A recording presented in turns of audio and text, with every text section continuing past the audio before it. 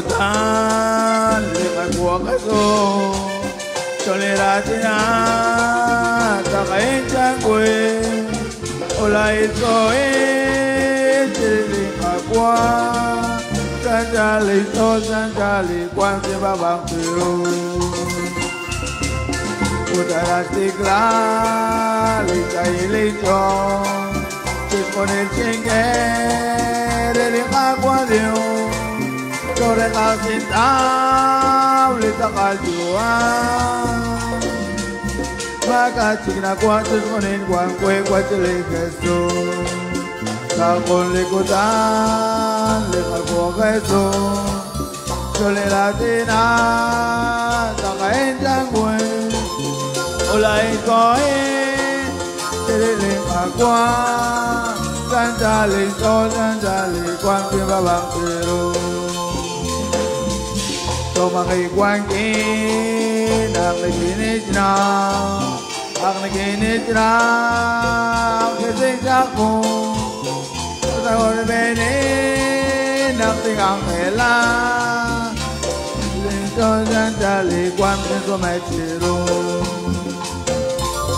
Sa likutan Likakuha keso Toleratina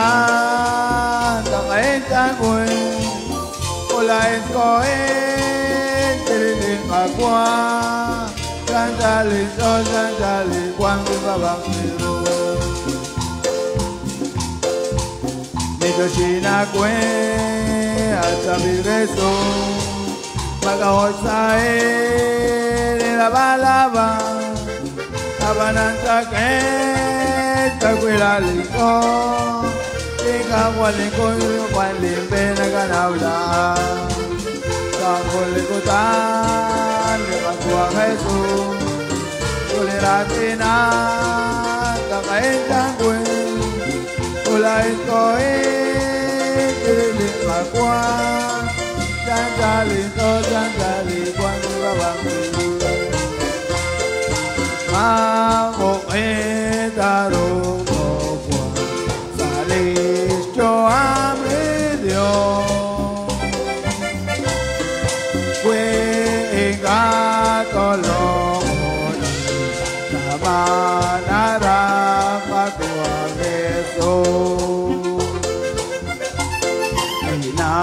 Sekali kwa Itakwa Joam Tijan Ingkasika kami Unang kwa Chali Pakwa Keso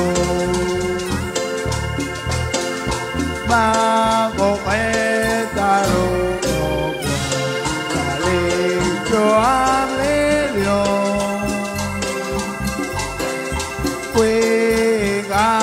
Tolong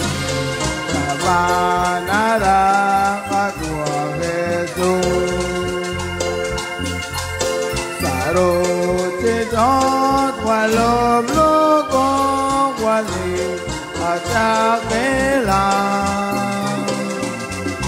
Aku ikim Pakwa Atau kasai Kawul matong Mamokitaro Kokwa Salis Joam Lidio Kwe Ingatolong Samanara Pakwa keso Joa tengat Nau balaku Utma bangkil Jeo Lajak Jaketang Kunci Pakwa Samiteso Mamokitaro Kokwa Salis Joam Lidio Kwe Ingatolong Samanara